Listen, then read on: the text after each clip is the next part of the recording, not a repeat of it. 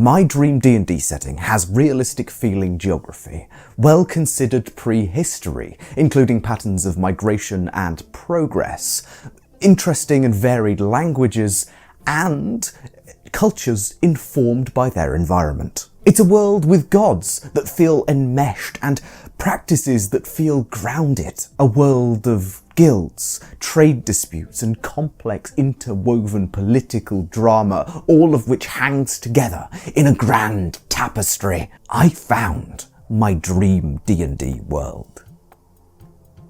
But I don't love it. It has everything I wanted, but it doesn't work for me. Today, I want to discuss the realism trap in world building, how it caught me in its snare, and a mistake that I've been making this whole time.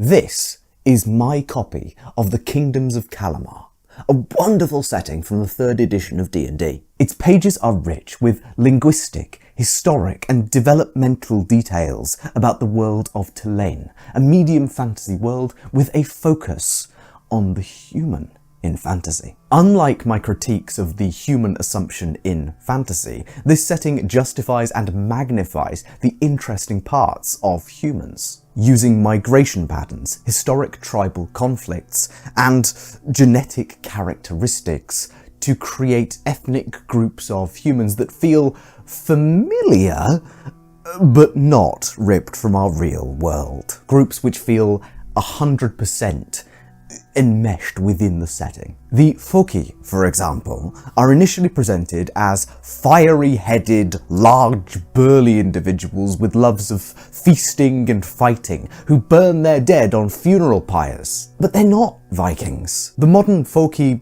exist on this broader spectrum of tribal or nomadic societies, from the Sami to the Inuit to the Native Americans, and even to some extent inspired by Mongols as well. Tribal societies dealing with pretty harsh environments in general, with a strong focus on protecting an ancestral land. There are certainly cultural and animistic tendencies which remind me of the Sami, as well as the fact that the Foki tend to live in colder climes. But this is not an importation culturally from our world to fantasy. Not quite, at least. The cultural practices and existence of the Foki grow quite reasonably from their environmental and historical challenges. There are 3 Foki nations, although their influence is felt across much of the east of Tulane. These include traditionalists, who remained in the frigid lands that they were pushed into by other groups, who suffered a small ice age and are now reaping the benefits of remaining as this ice age retreats. This leaves them vast plains for hunting and fishing, while they remain in the small, close-knit familial groups that were necessary to get them through the Ice Age. Other Foki travelled south, pushing out some of the peoples settled in this area, while keeping around one particular horse-rearing set of neighbours, seeing their usefulness, creating a sort of multi-ethnic society of plains villages who've banded together in recent years over a non-competition pact, which allows them to control significant trade across an entire riverway, which is majorly important for the region. A third group went even further south to the shores of a great bay, where they settled using a Jarl-like system of warriors turned lords. They initially quarrelled with, but are now trading with, the smaller, more metropolitan neighbours they found in this bay. Despite settling in warmer climes by the sea, they retain their traditionalist hierarchies and their refusal to build sailing ships. All 3 nations of Foki agree. They have their land now, and they will keep it and their traditions from the cold north safe. We can, I feel, tell from this, notwithstanding the countless other examples throughout the setting, that the civilizational dynamics at play in the Kingdoms of Kalamar come from a place of carefully observed geography, history, and civilizational dynamics. Heck, these folki are just one of 6 major ethnic groups shared among the humans of the setting, with the adaptational skills of each informing the world building in a way that isn't just real-world ethnic stereotypes again. The geography too is incredibly well considered. Rain shadows, mountain ranges, and rivers which flow correctly. Heck, we even see written alphabets of every major modern civilized language and some ancient ones in the campaign setting itself. I don't even mind the relatively limited perspective it has when discussing the other fantasy species. Elfin and dwarven societies are covered here, but not really with the same love or interest as the humans. The most notable exceptions to this are, strangely, the hobgoblins, who have civilizational history across multiple lands in this setting, including an ancient empire of their own. I've always had a bit of a love for the D&D styled hobgoblin concept, whether they are fey humanoids or goblinoid warmongers. So this is a plus too. Long-term viewers of the channel will know that I very often come to blows against classic fantasy ideas of the gods, and with the caveat that this setting was published originally about 30 years ago, it does reasonably well on the god front. Gods are given different aspects and names dependent on culture, and we observe a pantheon-styled divine structure, whereby the gods are considered powerful divine actors, and charismatic leadership on the mortal side can shift the tone of specific groups towards the political, monarchic, or devotional. It depicts sectarian and cultic behaviours pretty well, despite acquiescing to some very gamey ideas about divine morality. The 9-square alignment system of D&D plagues this setting's deities, and the necessity of each to be in a box robs them of more complex or nuanced divine presentations, and falls into that classic trap of having evil deities for the sake of having evil deities, who are to then be worshipped by the evil people. I mean, it's not helpful, and it's not nuanced. But I opened this video saying I don't love this book, and all I've really done is sing its world-building praises, and it comes from solid foundations in sociology, geography, history, and religious studies as well. Realism. I want it, but who else actually does? Well, the answer is actually many people. We all want some sense of what game designers call verisimilitude, a sense that the world is coherent, from game system to characters to geography. The realism trap I'm discussing isn't the relatively simple, undeniable fact that the closer we get to depicting our own world, the further we move from the fantastical. But instead, the realism trap refers to another truth. Realism in fantasy is relative. Ornithologists and avionics engineers may cringe every single time a dragon flies upon their screens. Historians may froth at the mouth if a world has 0 tolls across any of its roads, bridges, and cities. And weapons experts and martial artists scoff at so many depictions of combat in a lot of fantasy media. I am no expert in any field. Even with a master's in religion and society, I am often humbled by how wrong-headed my thinking on faith can be. But even I found some portions of the Kingdom of Calamar's faith presentation jarring, and some forms of its other presentations as well. The sidelining of dwarfs and elves strikes me as a little strange, considering their clear and numerous biological advantages over the humankind. As an example of my former points, the goddess known as the Mistress of Spite, or the Corrupter, has a formal clerical order filled with only people of noble birth who are either coerced to jealousy by grand opulent balls put on by the church to sow discord, or are stolen at birth. The faith's main activities are sowing jealousy among noble-born peoples and encouraging envious inclinations from the regular congregants, and also offering their services to local rulers for free as arbiters of justice, and then proceeding to mete out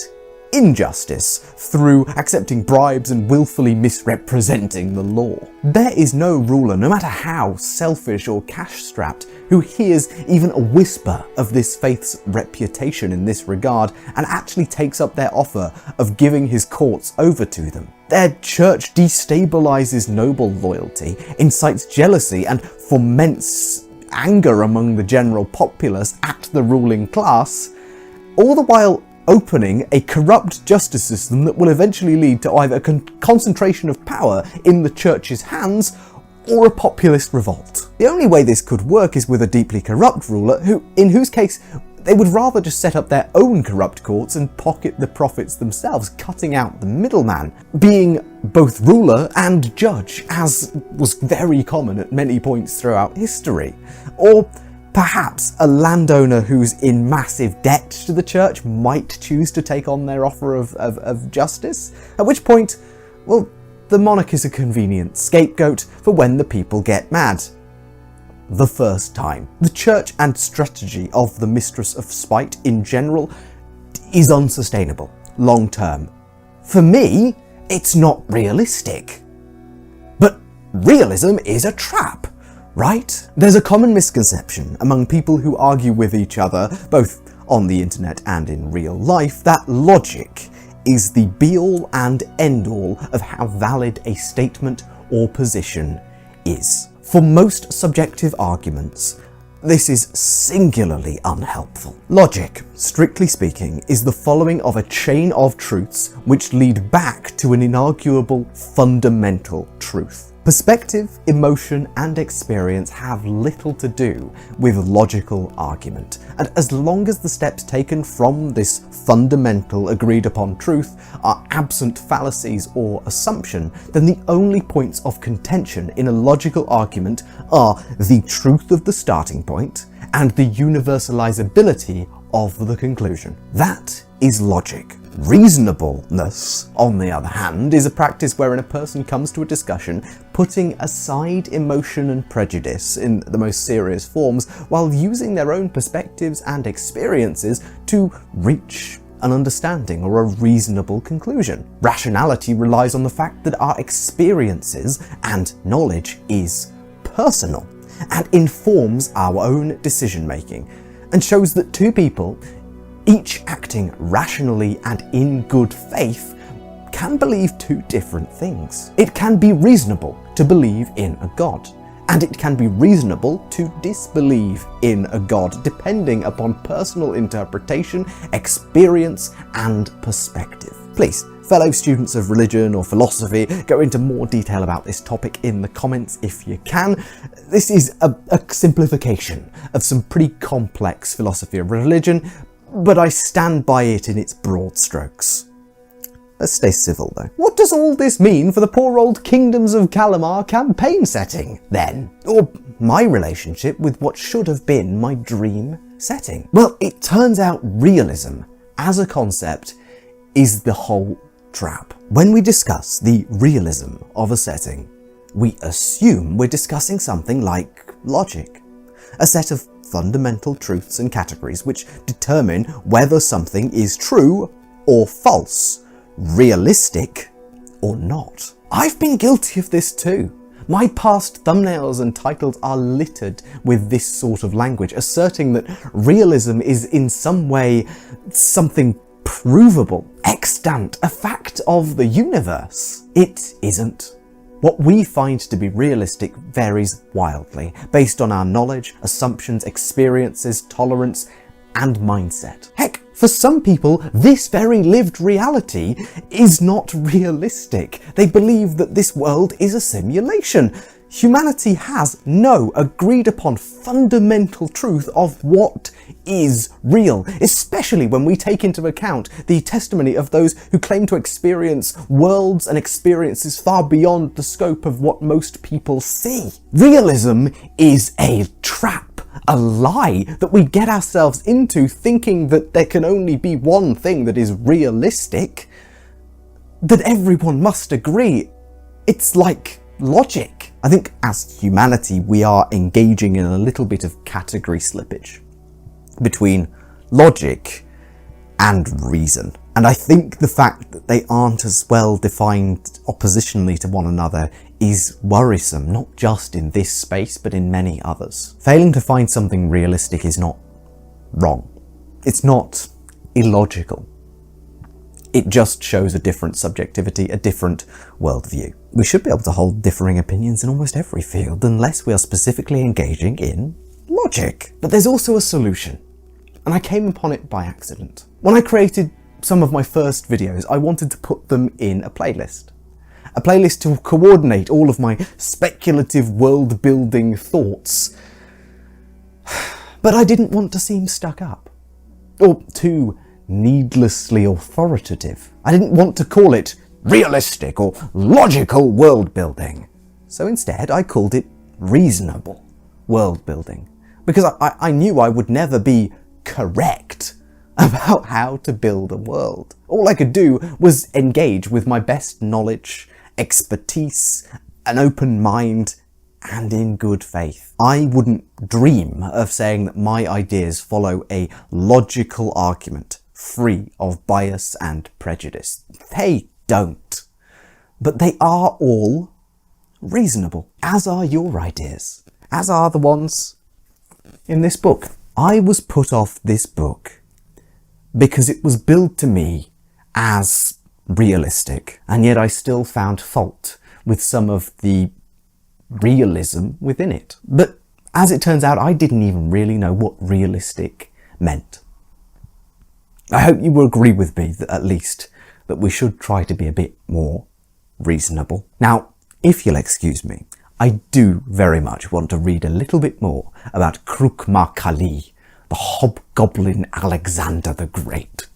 I hope you've come away with a brief lesson in some philosophical thinking, or a burgeoning interest in the kingdoms of Kalamar, which is actually the official setting of a present-day TTRPG. Hackmaster, perhaps the worst ever name for a fantasy TTRPG. It sounds like the most 90s, like cyber hacker sort of thing in the world.